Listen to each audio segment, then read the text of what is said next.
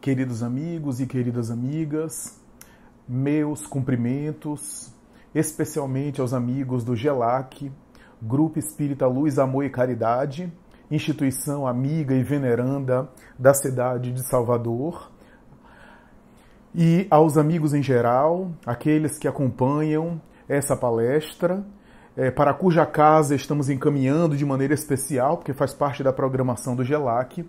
Portanto, aqueles que assistem no canal do GELAC e também em nosso canal Raciocínios Espíritas, as minhas saudações, os meus cumprimentos, formulando votos de paz e desejando que Jesus, o divino amigo dos homens, nos abençoe, nos envolva, nos bafeje das vibrações de saúde e de espiritualidade de que tanto carecemos. Gabriel Delany, o famoso discípulo de Allan Kardec, conhecido como o cientista do espiritismo, escreveu oportunamente uma frase que ficaria profética na sua época. Disse ele que da mesma forma que a astronomia estava, na sua época, século XIX, final do século XIX, a astronomia estava precisando da física para se tornar astrofísica, a fim de entender melhor o universo. Da mesma forma que a astronomia, portanto, precisava daquele momento da física para compreender melhor e acompanhar os avanços da ciência, disse ele que a psicologia, no futuro, necessitaria da doutrina espírita para compreender o ser humano de uma maneira integral, de uma forma mais completa, de uma forma mais autônoma. Essa colocação de Gabriel Delany nos dá uma ideia da profundidade, da lucidez dessa profecia que ao longo dos anos, estamos no século XXI, ao longo dos anos essa profecia tem se cumprido. Porque quanto mais o tempo avança, mais entendemos os princípios fundamentais que a doutrina espírita esposa, que não são patrimônio exclusivo da doutrina espírita, que estão presentes na tradição de todos os povos, porque são os elementos da sabedoria universal que o Espiritismo reúne e sintetiza na sua obra basilar, na sua obra básica, apresentando a nós aquela síntese da sabedoria universal, da sabedoria espiritual de todos os povos. Chegamos à conclusão que as ciências do comportamento, os estudos sobre o comportamento, para conseguir compreender o ser humano de uma forma mais aprofundada, mais elaborada, mais completa, ao longo dos últimos anos, tem necessitado de beber dessa sabedoria, dessa fonte, cujo conteúdo está muito bem sintetizado, repitamos, muito bem apresentado na obra da doutrina espírita, a começar pela obra kardeciana.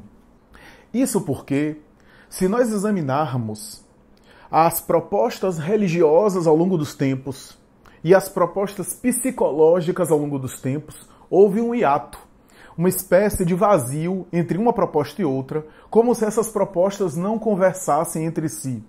Ao longo da tradição dos tempos, a religião estabeleceu na sua formatação básica e convencional, dogmática, teológica, não apenas aqui as religiões ocidentais, a maioria delas derivadas do cristianismo, mas todos os sistemas de fé, de maneira geral aqui, a grosso modo, estabeleceram os seus ritos, as suas liturgias, estabeleceram os seus índices ali de preceitos morais, portanto estabeleceram o seu conjunto de regras, o seu acervo de comportamento, impondo, ou pelo menos exigindo dos fiéis, aquele conjunto de atitudes sem os quais o sujeito não teria salvação e para os quais a alma deveria caminhar a fim de receber a bem-aventurança, a glória, ser, portanto, ali abençoado. Esse conjunto de preceitos e de atitudes tinha a ver, portanto, com certos comportamentos, alguns dos quais eram comportamentos culturais de uma época, vestir de determinado modo, comer determinado alimento, falar de determinada forma, se posicionar socialmente com um conjunto de etiquetas, frequentar determinado culto religioso, submeter-se a determinada liturgia, determinado ritual social exterior. Assim, o sujeito entraria, digamos assim, para a glória, estaria abençoado por Deus e assim por diante. Essa expressão da religião no sentido geral estabeleceu, portanto, na sua essência, do ponto de vista do comportamento, estabeleceu, portanto, na sua essência, um conjunto de moralismos, um conjunto de atitudes submetidas a um moralismo e, portanto, comportamento na tradição religiosa é uma coisa, comportamento na tradição psicológica é outra coisa. E sempre ao longo da história houve esse ato, essa dificuldade de conversar. No âmbito religioso, a gente tem ali aqueles comportamentos. No âmbito psicológico, a gente tem, portanto, o entendimento do comportamento humano de uma forma diferente. E não havia possibilidade, porque uma coisa é o moralismo religioso, outra coisa é a subjetividade emocional.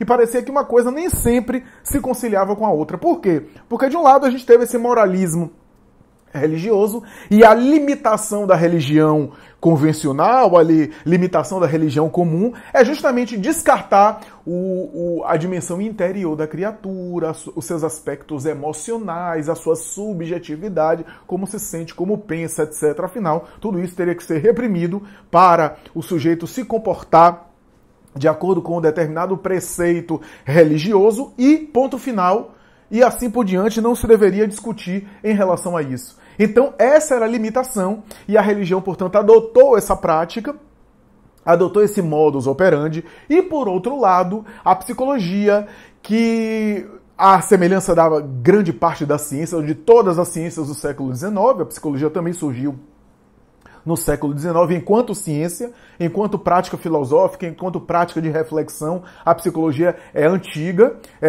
aí para os socráticos, pré-socráticos, para os filósofos, porque psicologia, psique, estudo da psique tem a ver com estudo da alma humana, né, da reflexão a respeito da alma humana. Nesse sentido, a psicologia é antiga, mas psicologia no sentido científico e convencional significaria estar associada ali ao século XIX, portanto, surgindo como ciência, também à semelhança de outras ciências, se separou de qualquer proposta metafísica, de qualquer concepção espiritual, de qualquer entendimento religioso, espiritualista. Portanto, a psicologia tentou se rejeitar e afastar-se de qualquer proposta que tinha a ver com religiosidade, que era uma coisa mal vista pela ciência, inclusive pela psicologia que nascia. A psicologia entendia que era necessário entender os sentimentos do ser humano, era necessário explorar os sentimentos do ser humano, retirar esses sentimentos do ser humano, colocar para fora para entendê-lo, e assim que as grandes teorias psicológicas nasceram, a princípio com as teorias comportamentalistas, do ponto de vista da ciência, antes disso, nos laboratórios de psicologia, para tentar entender os processos básicos da psique humana, como memória, atenção, percepção, sensação, lembranças, cognição e assim por diante, para depois estabelecer as escolas teóricas de psicologia e de psicologia clínica, que debandou, que debruçou, que descambou para as teorias de atendimento clínico psicológico, de, portanto, intervenções na vida prática das criaturas em termos aí de saúde mental e de qualidade de vida. É assim que a psicologia tentou entender sempre a subjetividade do ser humano, sem nenhum julgamento de valor, julgamento moral, etc., o que é muito bom, etc., mas pela resistência a propostas religiosas que eram imperfeitas, que eram limitadas, que se submetiam ao moralismo. E, de fato, esse moralismo empobrecia muito o entendimento da psicologia humana, do comportamento humano, embora esse moralismo também tenha dentro dele alguns elementos de verdade, alguns conteúdos ali de substância verdadeira, alguns conteúdos ali de verdade espiritual legítima, no meio de equívocos, de preconceito religioso, de dogma, de desconhecimento da psique humana. Havia no conjunto daqueles dogmas religiosos também algum fundo de verdade, algumas verdades espirituais verdadeiras, embora às vezes mal apresentadas, algumas coisas legítimas em termos ali de comportamento humano, mas estabelecido de uma forma dogmática, de uma forma errada. E a psicologia, como se separou como toda a ciência se separa da religião, procurou rejeitar tudo e procurou de alguma forma desconsiderar tudo, desqualificar tudo, porque viu alguns erros e procurou jogar tudo fora. E é claro que, priorizando a subjetividade do ser humano, priorizando a sua emocionalidade, priorizando o seu lado interior, a subjetividade do sujeito, procurou enfocar nisso, estudar os sentimentos humanos, mas também não tinha necessariamente nenhuma ética a esse respeito, nenhum tipo de ética moral ou ética moral espiritual que pudesse, de alguma forma, entender a profundidade da subjetividade humana no sentido mais aí holístico, mais aí total. E a limitação da psicologia foi justamente rejeitar o fator espiritual e, de alguma forma, ter poucas ferramentas para uma profundidade ética e para entender a relação da ética com a subjetividade, a relação da religiosidade com a subjetividade, a relação de comportamentos morais e espirituais com relação à saúde mental, já que a psicologia rejeitava qualquer coisa religiosa, qualquer coisa espiritual, rejeitou, portanto, e descartou todos aqueles aspectos espirituais e religiosos que afetariam também a saúde mental do ser humano. Então ficaram dois campos que examinam uma coisa só, o comportamento humano, só que esses dois campos examinam esse comportamento humano de uma forma imperfeita. A psicologia examina na emocionalidade do ser humano, mas sem nenhum tipo de referência e orientação ética, examinando de uma forma não preconcebida, é claro, de uma forma neutra, mas de alguma forma também desconsiderando o valor ético, o valor espiritual na saúde mental. E a religião, que estabeleceu um conjunto de moralismos e um conjunto de imposições comportamentais, sem considerar os sentimentos interiores, sem considerar a subjetividade humana, sem considerar a emocionalidade humana, reprimindo em boa parte a emocionalidade humana, sufocando de alguma forma a emocionalidade humana em favor desses comportamentos dogmáticos considerados sagrados. Essa, portanto, foi a dificuldade, e a doutrina espírita, na profecia de Gabriel Delany, deveria vir ao encontro da psicologia para fazer essa conexão, que é uma conexão que Allan Kardec, na obra básica, estabeleceu como a união entre a ciência e a religião. Essa proposta interdisciplinar de Allan Kardec, que Allan Kardec já havia concebido e já havia colocado de uma forma espetacular na obra básica e que, no âmbito do comportamento, tem a ver com a conexão, a vinculação, ou pelo menos o diálogo entre ciências psicológicas acadêmicas e propostas religiosas espirituais convencionais. Uma aliança que melhora a parte do entendimento psicológico acadêmico, do entendimento psicológico científico, e melhora a noção de religiosidade, a noção de espiritualidade. O espiritismo, portanto, veio em boa hora para fazer essa junção. E a proposta do espiritismo é também uma proposta de conectar a psicologia com a moralidade. As dimensões psicológicas do ser humano e as dimensões morais do ser humano. Entender que nas dimensões morais há conteúdos psicológicos. E entender que nas dimensões psicológicas há também fatores morais influenciando. Que esse foi o erro dos dois sistemas aí de conhecimento, sagrado, religião, psicologia, comportamento, que não conversavam entre si, não dialogavam. Por quê? Porque enquanto a religião considerava que a psicologia, de alguma forma, ao explorar os sentimentos humanos, favorecia os seres humanos a ter uma vida mundana, uma vida não sagrada, uma vida não religiosa, uma vida em que colocasse para fora todos os sentimentos humanos e, de alguma forma, isso, de certa forma, aconteceu. Se a gente for pensar aqui no sentido freudiano da palavra, a psicanálise, por exemplo, em alguns momentos abordou alguns conflitos humanos como sendo apenas fruto de recalque de repressão sexual. Qual era a orientação? Se realize sexualmente com pessoa, bote tudo para fora. E aí você vai ser feliz, porque esse sintoma que você está sentindo neurótico, esse conflito emocional que você está sentindo, é fruto de uma repressão sexual. Libere essa repressão sexual que você vai ser feliz. Essa era a orientação psicanalítica freudiana. É claro que eu estou falando aqui de maneira reducionista limitada, tá? Mas eu estou dizendo que essa orientação existiu e ocorreu ao longo dos tempos, em grande parte, e ainda ocorre em grande parte. Então, se o indivíduo tem um conflito, por exemplo, no casamento conjugal, etc., se realize sexualmente, esqueça o resto. Mesmo que você vá ferir os outros, mesmo que você vai machucar os outros. Essa era a mentalidade. O indivíduo tinha que se realizar sexualmente para não ficar com sintomas. Porque faz parte desse entendimento materialista da coisa. Então, de certa forma, a religião via isso como negativo, porque estimulava uma vida mundana no mau sentido da palavra, uma vida libertina no mau sentido da palavra. Eu vi críticas da proposta religiosa, entendendo que a psicologia relativizava os valores ético-morais absolutos. E, de outro lado, havia uma crítica da psicologia que a religião reprimia e sufocava os sentimentos humanos naturais dos seus fiéis, a ponto de torná-los recalcados, a ponto de torná-los problemáticos, a ponto de torná-los pessoas reprimidas, insatisfeitas, portanto mal resolvidas e que somatizavam ou que geravam problema nas outras pessoas por conta desse comportamento. Essa falta de diálogo, portanto, gerou esse afastamento que o espiritismo conecta. Melanie Klein e Carl Johnson, na década de 70 do século passado, deram uma declaração assustadora para os cientistas do comportamento, psiquiatria e psicologia de maneira geral, quando eles declararam à APA, Associação Psiquiátrica Americana, a seguinte colocação: nós dois não somos religiosos, somos materialistas, somos ateus e trabalhamos ao longo de décadas com pacientes neuróticos e psicóticos, e sobretudo com pacientes portadores de esquizofrenia e de psicose.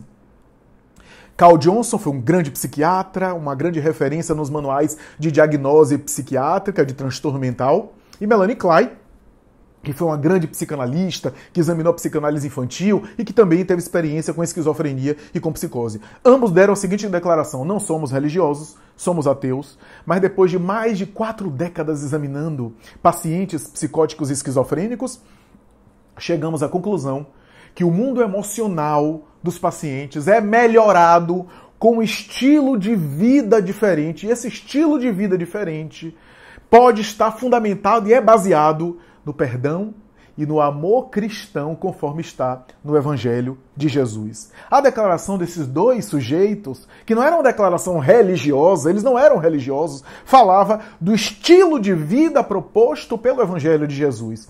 Algo que mais tarde a gente vai ver com Hannah Wolff e com outros psicanalistas defender a ideia de que o Evangelho de Jesus não é uma proposta moralista religiosa, conforme as religiões entenderam em boa medida, mas é, sobretudo, um convite a um estilo de vida diferente, uma mudança de estilo de vida, um estilo de vida terapêutico mais saudável, que o Evangelho de Jesus é um tratado de psicossomática e de higiene mental, muito mais do que um preceito, uma lista de preceitos religiosos para fundar determinada religião. A proposta de Jesus e do seu Evangelho, portanto, é uma mudança de vida para melhor, portanto, uma renovação, uma renovação de paisagem mental, um processo de desenvolvimento pessoal, para me utilizar de expressão que está presente nas psicologias, desenvolvimento pessoal, portanto, perfeitamente compatível com a proposta espírita atual.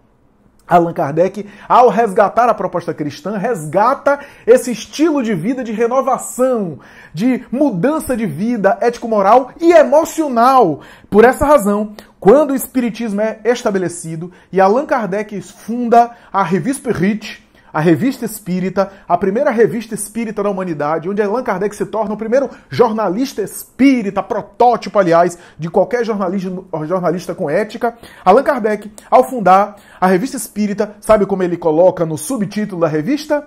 Journal d'études psychologiques. Jornal de Estudos Psicológicos.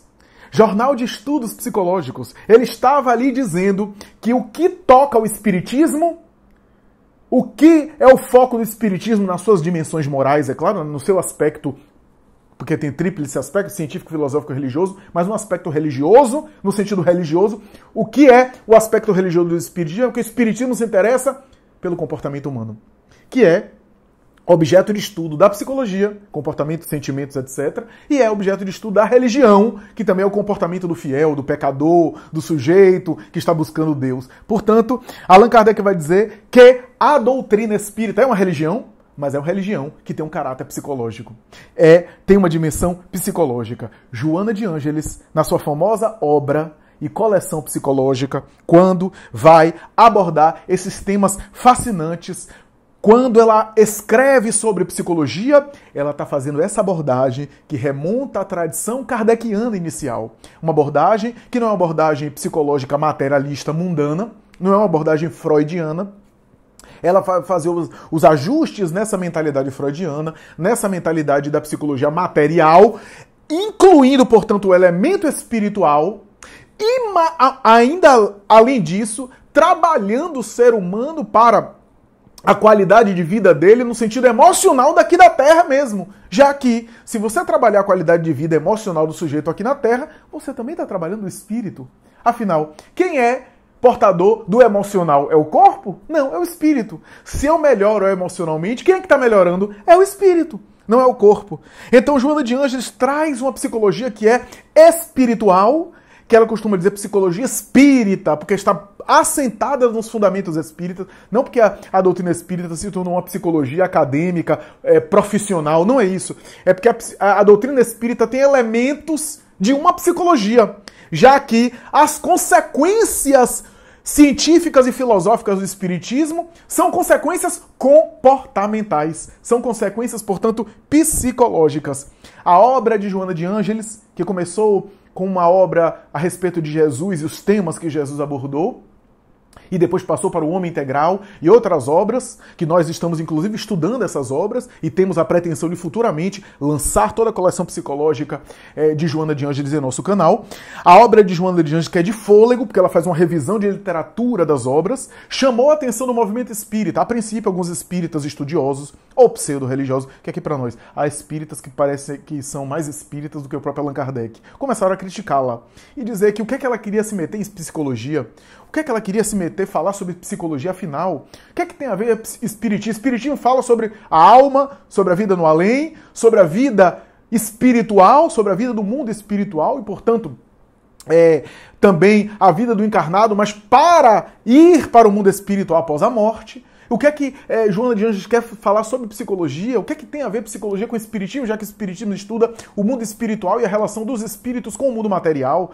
E fizeram essa crítica, alguns de maneira até um pouco preconceituosa, disseram: o que é que uma freira sabe de psicologia? Afinal, ela foi freira em várias encarnações, não apenas na última. O que é que ela sabe de psicologia?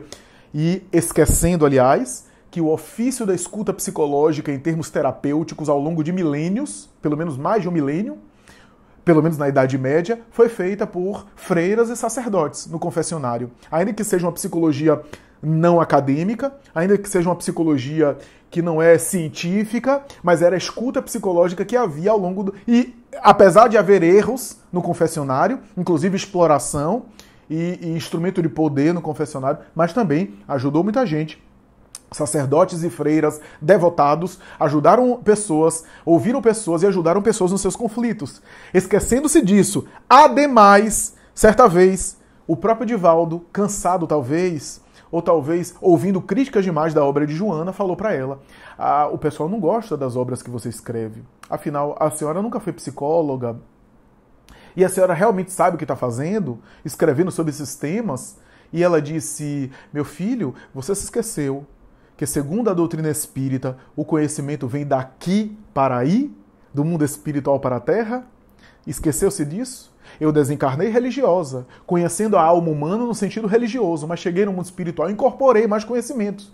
Afinal, muitos espíritos de escola viveram, por exemplo, no seio do catolicismo e do protestantismo no passado, que não era reencarnacionista. Chegamos ao mundo espiritual e complementamos a visão com a própria reencarnação, que não tinha e que não existia ou que não adotávamos na época, como outros espíritos venerandos e iluminados. Naturalmente que, ao chegar aqui, nós estudamos mais profundamente a alma humana. E a alma humana é a psique. Aliás, quero lhe dizer uma coisa. De Freud, 1856, quando ele nasceu, a Lacan, em pleno século XX, Todos esses grandes vultos da psicologia e da psicanálise tiveram o seu processo reencarnatório participado por nós. Nós participamos do processo reencarnatório deles. Projetamos a reencarnação deles. E quando eles voltaram para cá, ao desencarnar, nós avaliamos o quanto eles tinham feito, o que é que eles tinham feito de bom, o que é que precisavam ainda complementar. Participamos do projeto reencarnatório desses sujeitos todos.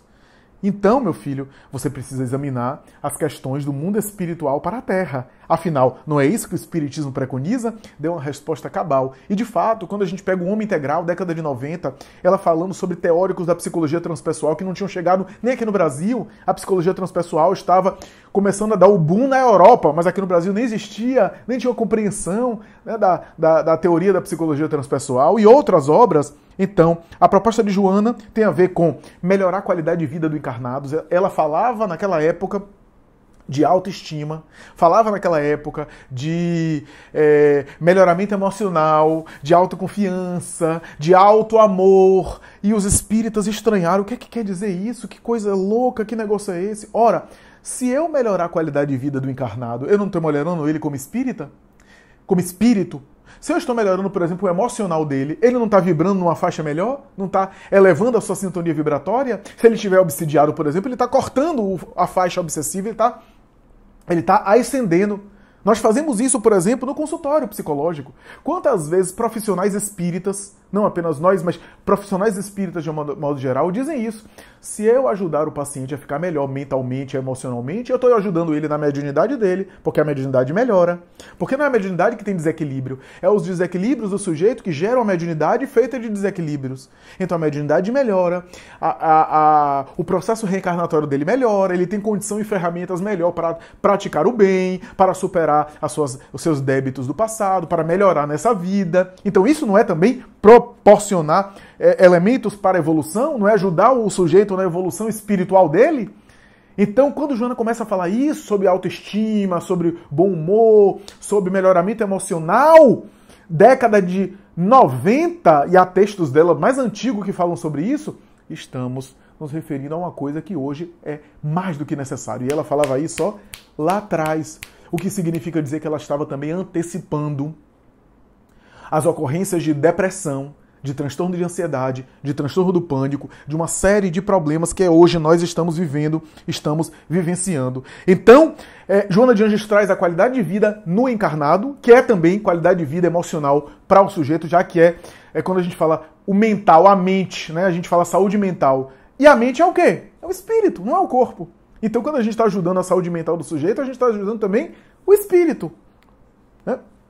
Ela adiciona as teorias psicológicas e as abordagens materialistas, o fator espiritual, e o fator espiritual tem a ver com tanto a influência mediúnica, que a gente não pode desconsiderar, que é um fator também que gera alterações na saúde mental, a influência mediúnica, né, o relacionamento com outros psiquismos fora do corpo, gera, portanto, alterações emocionais para bem e para mal. Para melhor, no sentido do bem-estar, ou para a depressão, etc., no caso de um assédio espiritual, de uma obsessão, por exemplo, de uma interferência espiritual negativa. O fator espiritual nesse sentido, mas o fator espiritual no sentido reencarnatório, os elementos que eu vivo em face de alguns quadros patológicos e alguns conflitos que eu vivo, que tem às vezes remanescente que é reencarnatório, que eu preciso identificar, e ela ajuda na coleção psicológica também a identificar. Mas o que eu acho mais fascinante na obra de Joana é conseguir fazer aquela ponte inicial que eu mencionei. Essa ponte entre moralidade religiosa e subjetividade psicológica. Fazer essa conexão entre moralidade espiritual religiosa, que sempre foi vista como uma coisa dogmática, uma coisa de pecado, uma coisa proibida, e do outro lado, a subjetividade religiosa, que foi vista pela religião como uma vida mundana, libertina, faz o que quer, uma vida relativa, o bem e o mal é eu que faço, que era uma crítica que a religião fazia. Essa conexão entre moralidade espiritual e religiosa, ou uma moralidade qualquer, e uma subjetividade aí emocional. O Espiritismo consegue conectar, e Joana implementa isso, desdobra isso, né, que tem base na obra kardeciana, mas ela confirma isso e ela vai até as últimas consequências nisso, quando ela consegue apresentar uma subjetividade que seja espiritual, espiritualizada, e também ela consegue apresentar uma moralidade que seja também psicológica, que seja também subjetiva, que também tem um aspecto subjetivo. Por que, amigos, eu estou falando isso? Porque na doutrina espírita, e a obra de Joana aprofunda isso, na doutrina espírita, moralidade e emocionalidade, ou, se quiser, moralidade e psicologia, subjetividade, é uma coisa só. É uma coisa só. Quer ver? Eu vou dar um exemplo que eu sempre dou. Paciência. Paciência é uma virtude ou é uma condição emocional? O que é paciência? Paciência é uma virtude ou é uma condição emocional? Se você pega o Evangelho, você vê que paciência é apontado como uma virtude, a virtude da paciência. A capacidade de ser paciente com as coisas. Mas aí eu lhe pergunto, quando alguém está deprimido, quando alguém está sofrendo de uma grave depressão, um dos sintomas mais gerais da depressão, quando o indivíduo está deprimido, é irritabilidade. É a dificuldade, é a intolerância com relação às coisas. O limiar de tolerância é menor. O indivíduo não consegue ter muita tolerância com as coisas. Não consegue desenvolver muita tolerância. Não consegue ter tanta tolerância em relação às coisas, em relação à vida, em relação às suas situações.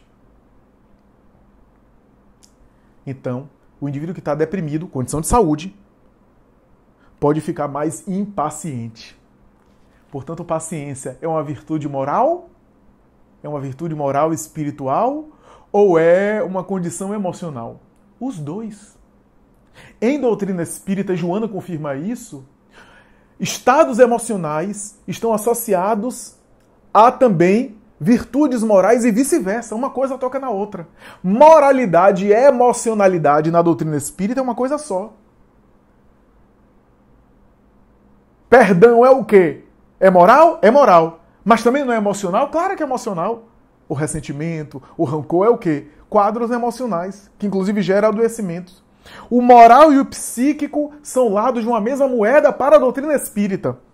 Portanto, na doutrina espírita, todos os quadros psíquicos têm uma dimensão moral subjacente, tem uma dimensão moral tácita, tem um aspecto moral ali, às vezes não percebido. Porque a psicologia vai dizer o seguinte: você está com transtorno do pânico, você está com algum quadro psíquico, vamos examinar esse quadro e aí a gente chega na raiz, aspas, na raiz, que é você está muito estressado, você está correndo muito com o tempo, e esse estresse foi, acumulando,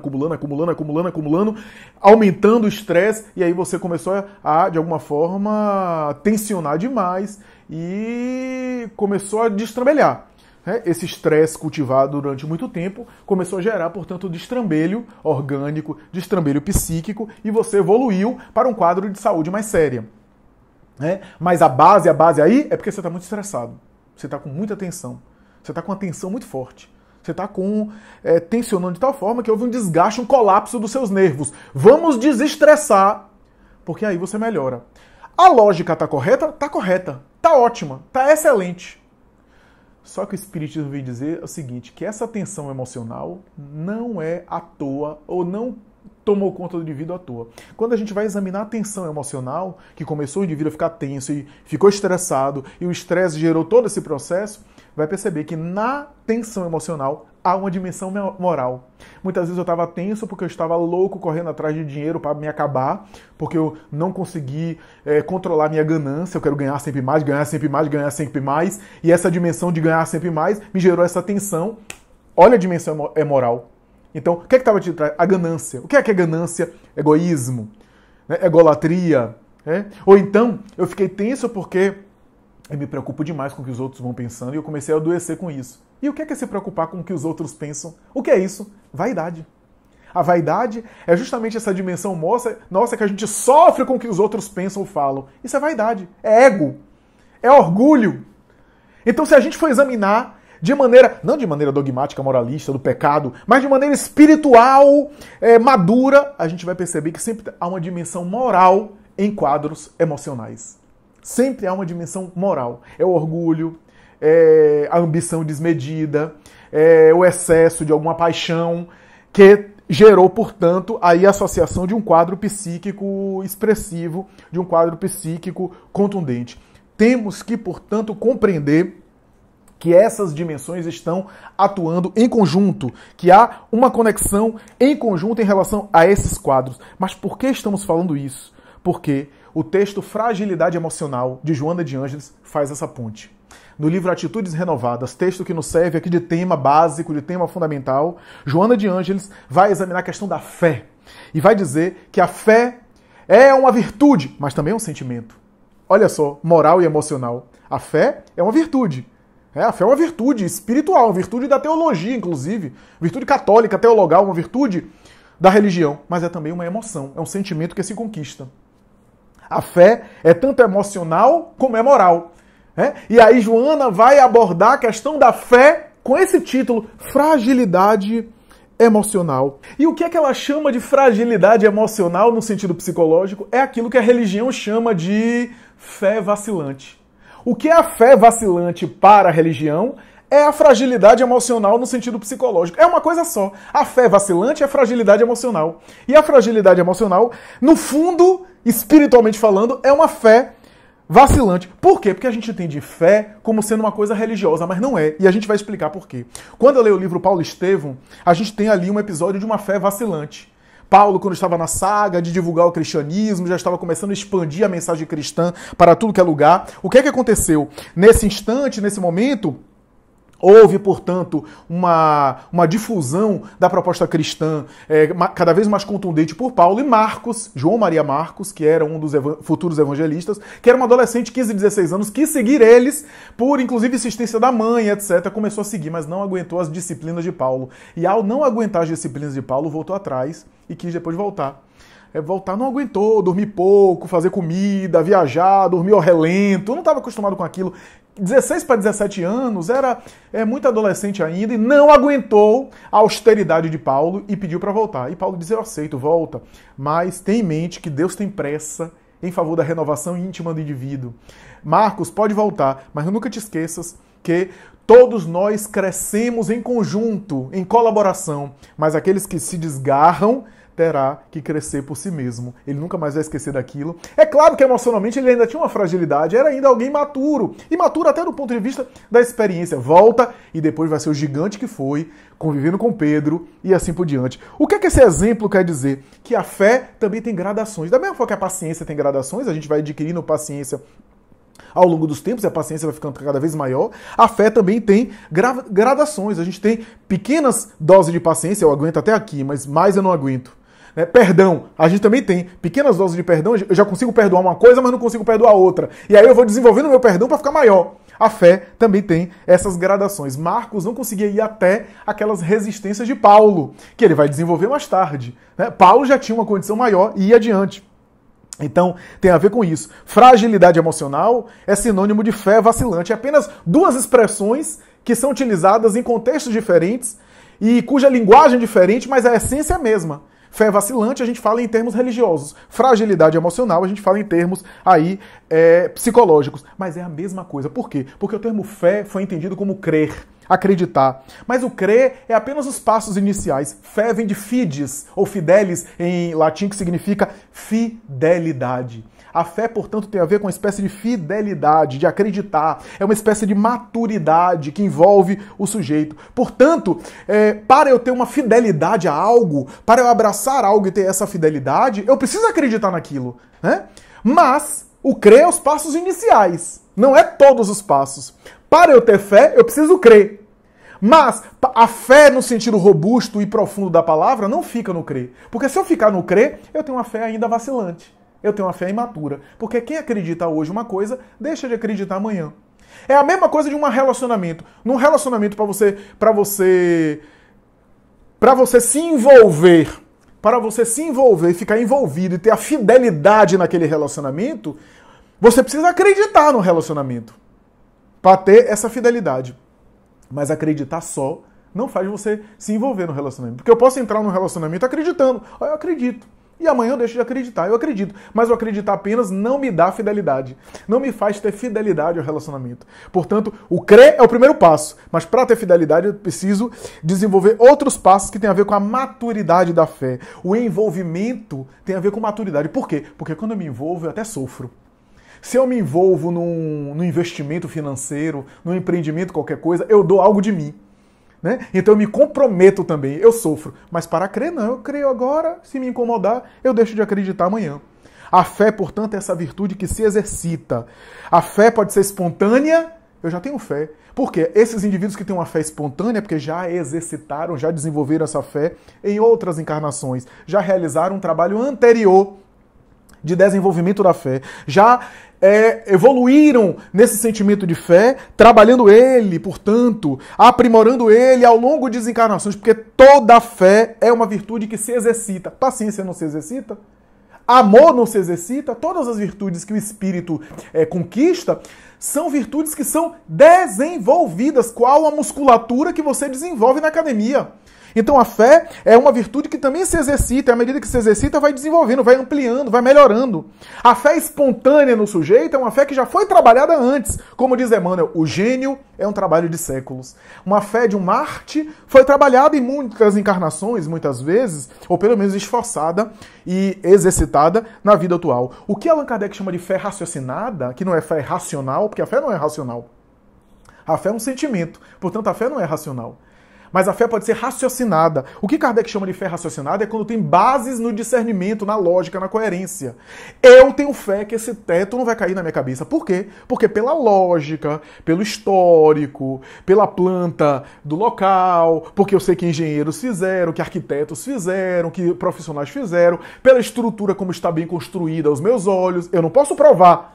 Eu não posso provar que ele não vai cair na minha cabeça, que não vai haver um acidente e desabar. E às vezes pode acontecer. Mas por lógica, por coerência, por discernimento, a gente acredita. Aliás, esse raciocínio leva a gente a acreditar muita coisa que a gente não pode provar. Por coerência, eu acredito na camada de ozônio, mas eu não vi. Porque outros cientistas que viram, outras pessoas que viram, que pesquisaram, que investigaram e chegaram à conclusão da camada de ozônio, que detectaram. Mas eu, pessoalmente, não entrei no laboratório, não vi por um telescópio, não visualizei, mas eu acredito. Eu acredito no vírus. Por quê? Pelos efeitos dele, pela coerência, porque outras pessoas estão dizendo que esse vírus, por exemplo, do Covid, existe. Então eu acredito, mas eu não vi. Né? Quanta coisa a gente não viu, mas acreditou pelo raciocínio, pela coerência. Boa parte das coisas que a gente acredita, diz Allan Kardec, a gente não viu ou não consegue provar. Quando você entra num restaurante e pede uma comida, você não pode provar que o cozinheiro teve um surto psicótico e resolveu colocar algum veneno na sua comida e você vai morrer. Você não fica perguntando, você confia, você acredita. Você, portanto, confia naquilo. Né? Quando você entra num ônibus, entra no avião e vai viajar, você não acha que o motorista ou o piloto vai se matar naquele momento. Você confia, você acredita. Pela lógica, pela coerência, pelo raciocínio. Você não pode provar. Pode até que aconteça um acidente, mas pela lógica, pelo raciocínio, você confia. Fé raciocinada tem a ver com isso. Porque o raciocínio ajuda a desenvolver a fé. O raciocínio não dá automaticamente fé. Porque a fé é um sentimento. E o sentimento se conquista exercitando. Mas o raciocínio ajuda a conquistar o sentimento, ajuda a praticar. Se é o raciocínio que a academia faz bem para a minha saúde, esse raciocínio, a informação científica, o benefício da saúde, o benefício para a minha vida, então eu vou fazer atividade física, porque aquela atividade física vai gerar um benefício para mim. O raciocínio em si mesmo não me dá automaticamente a condição de fazer o exercício ou de desenvolver saúde. O fato de eu saber que exercício físico faz bem para a saúde não me deixa saudável, mas me dá a condição de, não, eu vou lá e vou fazer a musculação, vou lá fazer exercício físico para me beneficiar dos resultados. Mas o exercício físico exige sofrimento, né? Exige uma prática, exige um esforço meu. Então, o raciocínio é o discernimento de compreender as coisas. Agora, a fé é um sentimento que se conquista praticando ela, exercitando ela. A fé é esse sentimento. Atitudes de fé têm a ver justamente com o enfrentamento dos medos. Como é que eu exercito a minha fé? Enfrentando os meus medos.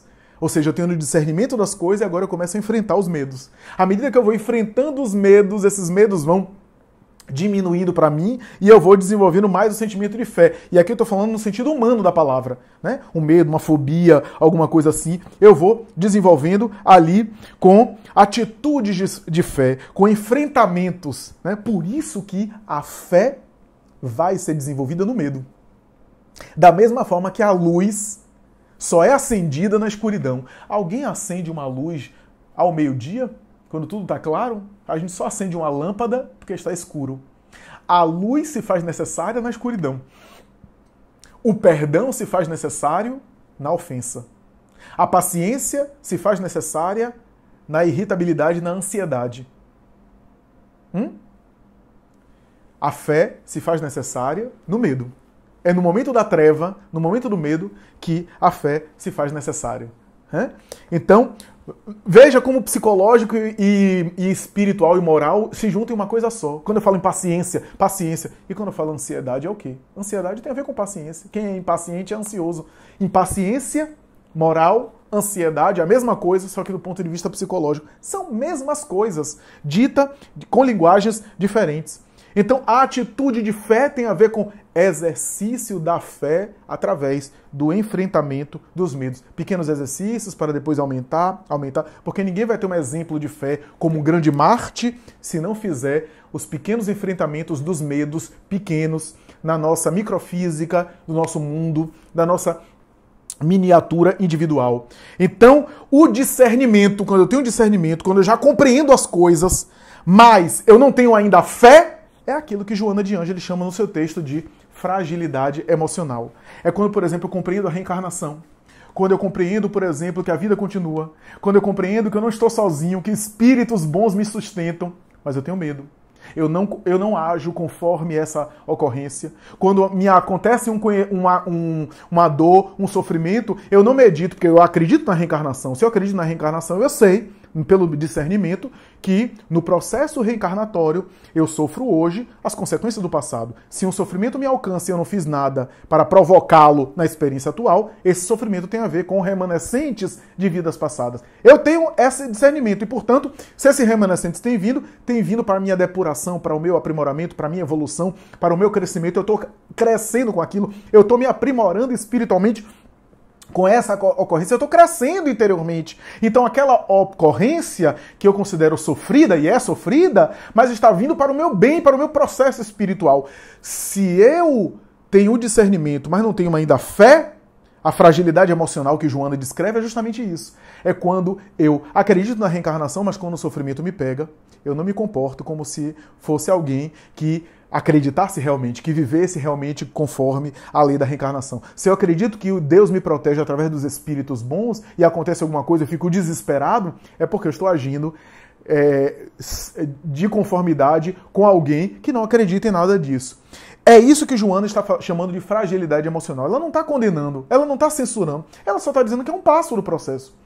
Há um estágio, e esse estágio é do discernir, que a maioria de nós já tem o discernimento, já sabe o que é certo e o que é errado, compreende as coisas, mas nem sempre consegue viver de acordo com aquilo, vivenciar de acordo com aquilo. O que é que Joana fala que eu acho sensacional? Joana vai dizer que o exercício da fé tem a ver também com uma combinação entre oração e ação. Eu oro e oro aquilo que eu desejo viver e depois eu tento praticar isso na minha vida. E depois eu volto para orar de acordo com as experiências que eu tive. Essa combinação desses dois ingredientes, desse cardápio emocional, oração e ação, oração e ação, oração e ação, sem esquecer de uma e de outra, Joana coloca no seu texto como essencial, como básico, como fundamental para a gente evoluir, para a gente crescer, para a gente se desenvolver, para a gente evoluir espiritualmente falando. Portanto, o raciocínio ajuda.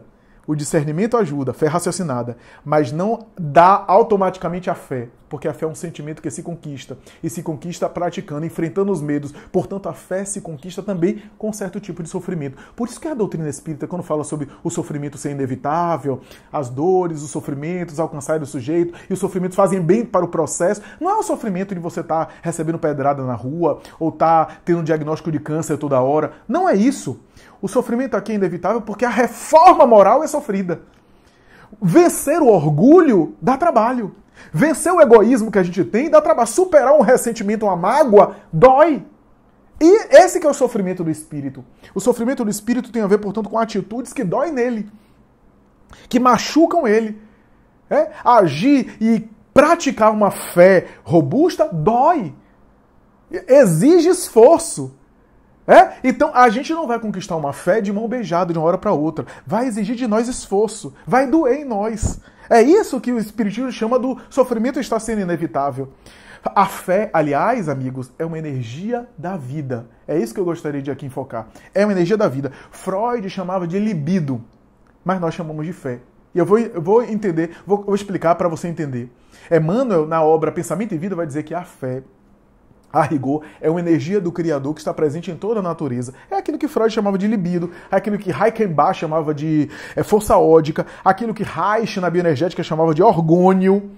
Emmanuel vai dizer o seguinte, em Pensamento e Vida, que a fé está presente no cristal, que se fratura e que naturalmente se recompõe na natureza.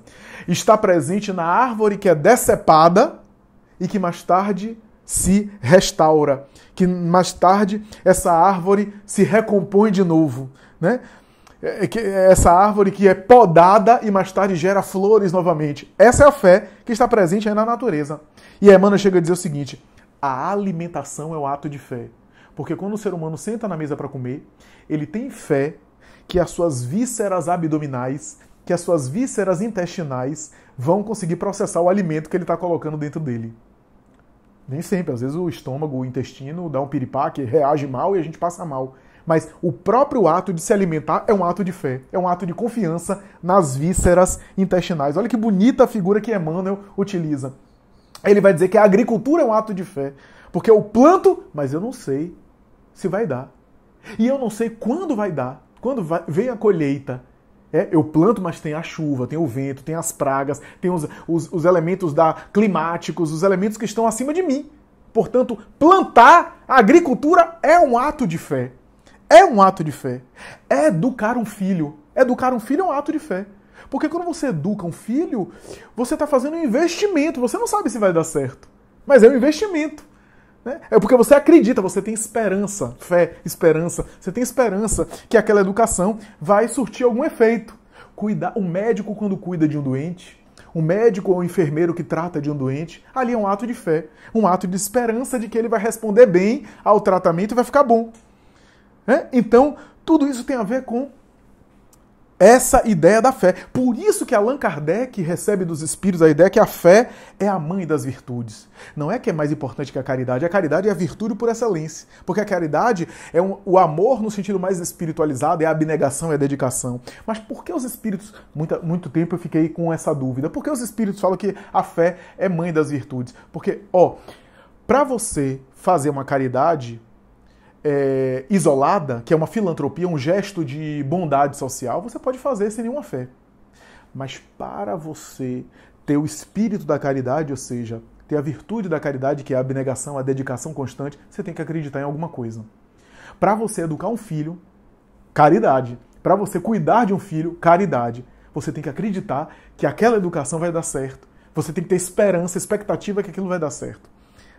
Mesmo que você seja materialista, que você não tenha uma fé religiosa, mas a fé é uma energia da natureza e está presente no ser humano. Por quê? Porque para você ser dedicado ao bem, para você lutar por uma causa social, uma causa política, mesmo que você não seja religioso, você tem que acreditar em alguma coisa.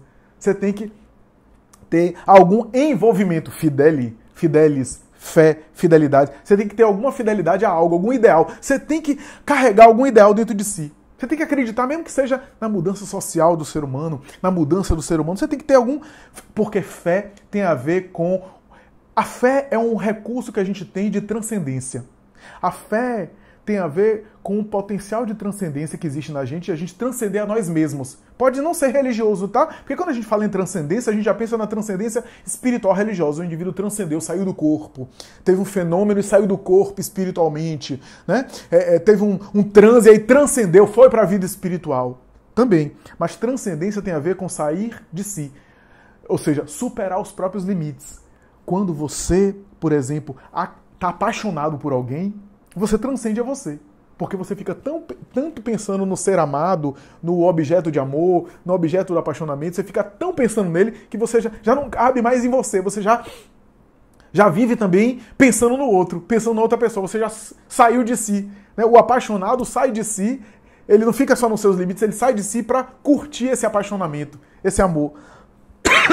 E eu estou usando um exemplo bem humano para exemplificar. Um músico, um maestro, por exemplo, na orquestra, regendo a orquestra, se ele se envolve ali, quantas vezes eu já vi maestros assim, que se envolvem ali na orquestra, parece que ele e a orquestra se fundiram em uma coisa só, se conectaram de tal forma que parece que o músico é a própria orquestra. Ou melhor, a orquestra é uma extensão do músico. Né? É um prolongamento do músico. Quando você entende isso, você entende o que é transcendência. Naquele momento, o músico é mais do que ele mesmo. O músico vai além do que ele mesmo. Por quê? Porque o músico sai de si e o músico se torna a própria música. O músico se torna a própria melodia que ele reverbera. Ele é maior do que ele. Isso é fé. Fé é esse potencial que a gente tem de ser mais do que a gente é. Por isso é a mãe das virtudes. Por que a mãe das virtudes? O que é a proposta básica do Espiritismo? Melhoramento moral. O que é melhoramento moral? Sair de si mesmo. Superar si mesmo. Transcender os próprios limites. Melhorar como pessoa. O que é isso? Fé. Portanto, fé tem a ver também com reforma moral. Tem a ver com melhoramento moral. E é isso que o Joana vai falar da fragilidade emocional. Porque a fé, no sentido em semente, tá? Em semente, a fé é inata. Jim Hammer, engenheiro da genética, vai pesquisar o gene da fé, o VMAT2, ele vai dizer que os seres humanos têm a tendência a acreditar, como eu falei aqui, acreditar no vírus, acreditar na atmosfera, conceber as coisas, né? Isso é estrutural do ser humano. Agora, a religião, ou a ausência de religião, é social. Tem a ver com algo que é social. Ora, reforma moral tem a ver com fé, porque tem a ver com transcender os próprios limites, superar os próprios limites. E é aí que Joana de Ângeles entra de uma maneira fantástica, de uma maneira excepcional na obra que estamos examinando. Porque Joana de Ângeles vai dizer, no capítulo Fragilidade Emocional, do livro Atitudes Renovadas, recomendado pelo GELAC como tema básico desse dia, Joana vai dizer o seguinte: o exercício da fé passa pela reforma moral. E à medida que o indivíduo melhora moralmente, ele também desenvolve a fé. Olha como uma coisa são lados de uma mesma moeda. À medida que eu melhoro a minha fé, eu vou me melhorando moralmente. E à medida que eu melhoro moralmente, eu fortaleço e aumento, amplio, expando a minha capacidade de fé. O que é que eu quero dizer com isso? Joana de Ângeles vai dizer que quer treinar a fé? Porque até agora eu falei que é possível exercitar a fé. Mas como, Flávio? Como é que você exercita a fé? Sabe o que Joana vai dizer? Faça exercícios de desapego. Ela vai dizer isso. Faça exercício de desapego. Comece a desapegar um pouco das coisas desse mundo.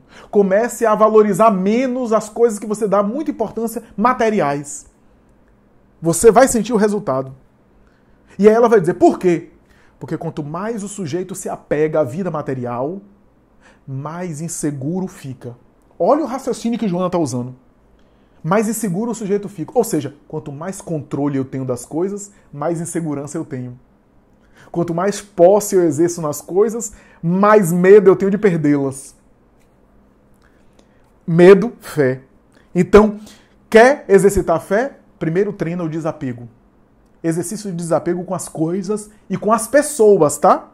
Exercício de desapego com as coisas e com as pessoas. Desapegar-se das coisas, usar, mas sem se apegar, e em alguns momentos até exercitar, doar algumas coisas, como ela diz. Ela chega a dizer em outra mensagem o seguinte: treina dar aquilo que te é supérfluo e desnecessário, para um dia conseguires também dar aquilo que te é essencial, mas que também é supérfluo e desnecessário. Olha só, porque tudo no mundo físico é temporário, inclusive o próprio mundo físico. Olha só, então ela vai dizer, treina desapego, treina libertar-se da fixação e da posse das coisas materiais, treina amar as pessoas sem querer possuir as pessoas, sem querer reter as pessoas com você. É um exercício também de desapego, né? Porque quanto mais controle, mais insegurança eu tenho. E quanto mais insegurança eu tenho, menos fé Eu tenho. Qual é a outra coisa? Cultiva as boas reflexões. Desenvolve reflexões. De vez em quando para meditar sobre sua vida. Medita num livro, numa página boa. E insiste em pensamentos nobres, em pensamentos agradáveis, porque o pensamento nobre e agradável vai dar autoconfiança, autoestima. E a fé também passa pela autoconfiança. Também passa. É necessário primeiro ter autoconfiança para ter fé. Se o indivíduo é muito desorganizado e muito fragilizado em relação à confiança nos seus potenciais, como é que ele vai ter fé? Se ele não confia em si mesmo, como é que ele vai confiar em algo maior? Como diz Joana, a fé robusta é a confiança total em Deus. Se quiser, de maneira não religiosa, a confiança total em um ideal maior. Mas como é que ele vai confiar em algo maior se ele não confia nem em si mesmo? Então, cultiva boas reflexões, bons pensamentos, pensamentos positivos a respeito de si e dos outros. Cultiva o lado bom, Joana vai dizer na mensagem, o lado bom das pessoas e das coisas. Porque isso vai sendo internalizado, assimilado por você. E ela vai dizer, pensamento de tristeza, pensamento de desânimo, até pensamento de angústia momentânea são naturais na vida de todo mundo. Mas se fixar naquele pensamento de tristeza e cultivar ele, é gerar fragilidade emocional. E fragilidade emocional é sinônimo, espiritualmente falando, de fraqueza de fé. De fé vacilante. Fé vacilante e fragilidade emocional são uma coisa só, tá? É uma coisa só. Fé vacilante e fragilidade emocional, eu sei que eu já disse isso, é uma coisa só. Se eu tenho fé vacilante, eu tenho fragilidade emocional. E se eu tenho fragilidade emocional, eu tenho uma fé vacilante, mesmo que eu não tenha religião nenhuma, ou mesmo que eu seja aquele beato de igreja que vá. Se eu tenho uma fragilidade emocional, no fundo, a minha fé está comprometida. Porque fé verdadeira tem a ver com confiança em si, confiança nos próprios potenciais, que tem a ver com essa melhora moral, essa reforma moral, para confiar e se entregar a uma coisa maior, que pode ser Deus, pode ser espiritualidade, pode ser um ideal humano, um ideal social. Então, pensamentos de tristeza que são muito alimentados e retroalimentados enfraquece emocionalmente, gera fragilidade emocional e, portanto, gera também fraturas e empobrecimentos da fé. Como é que o indivíduo pode ter uma fé forte e ter fragilidade emocional? Você imagina isso? Não é possível, porque é uma coisa só. Então, ela diz, cultiva pensamentos positivos, pensamentos bons, para, na autoconfiança, você também partir mais tarde para a aloconfiança. Mas, porque a fé grandiosa, ela é autoconfiante, mas ela também confia em algo maior. Porque se ela só é autoconfiante, ela é presunçosa, ela é orgulhosa, e a presunção é fraca, é frágil. A fé verdadeira também é humilde. Né? Ela confia em si, porque a humildade confia em si, mas confia em algo maior do que si, algo que está além de si, né? E se submete. Abre mão do controle, a fé. Então, por isso que Jesus falava que a fé é semelhante a um grão de mostarda. E o grão de mostarda, se tiver desfé do tamanho do grão de mostarda, moverás as montanhas. Olha que figura perfeita e maravilhosa do Mestre. O que é que Jesus quis dizer com isso? Que a fé do tamanho do grão de mostarda, a menor semente que existe, é porque a fé, para ser forte e mover montanhas, tem que se acreditar ser pequena. Porque se a fé se acha a maior do mundo, já não é fé, é orgulho. E o orgulho, no fundo, é fragilidade emocional, é insegurança.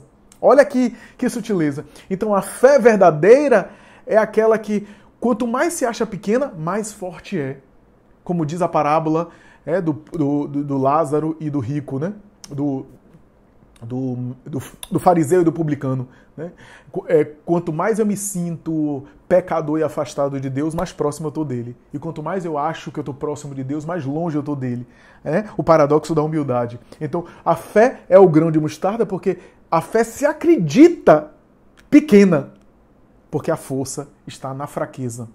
Eu sou forte quando eu me sinto fraco. Porque quando eu me sinto forte demais, aí já está a fragilidade. O elo de uma corrente, a força de uma corrente está no elo mais fraco. Então, a fé se acha pequena. E ao se achar pequena, aí que ela é forte para mover montanhas. O grão de mostarda que move montanhas. As montanhas dá dificuldade, mas as montanhas também de achar que a fé é encontrada apenas em montanhas espirituais, no Monte Himalaia, no monte disso, daquilo, na procissão X ou Y, no Rio Jordão. Na época de Jesus, as pessoas acreditavam que encontrariam Deus subindo montanhas.